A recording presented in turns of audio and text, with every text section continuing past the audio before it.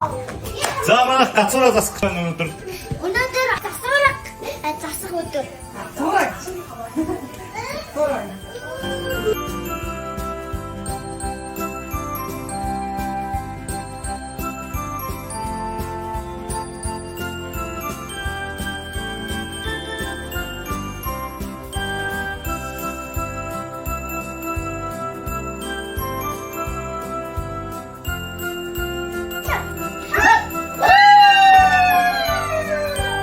за бид ямарчсан нэг модоо засамдаг аяллаа.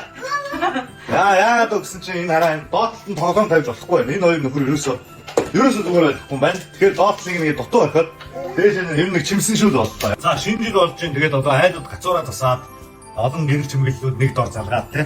Ингээ айцаад тэндээ ингээд ачааллаас нь хэтрүүлсэн юм цахилгаан хэслүүдийг ингээд залгахад галын аюул бас гардаг юм тохиолдол байдаг шүү. Тэгэхээр айл өрхүүд маань гэр орондоо энэ арзетикийнхаа залгуурныхаа ачааллыг бас бодолцож байгаарай. Нэг залгуурнаас нэг арзетикнаас хэтэрхий олон зүйл битгий залгаарай гэж уриалж байна. За дээрээс нь бас нэг зүйл хэлгээд одоо ингээд баяр ёслол болгонгод бүгдээрээ нэг гэр орондоо ингээд ахуй айлтгах болдог гэж штэ судалгаа. Тэгэхээр одоо та бүхэн маань бас одоо би зөв нэг үгийг бодоод байна та. Та нар айгуухан таны ирэх ч гэсэн айгуудгүй аав ээжтэй байх хүүхдүүдийн бас ирэх шүү гэдгийг хэлмээр байна.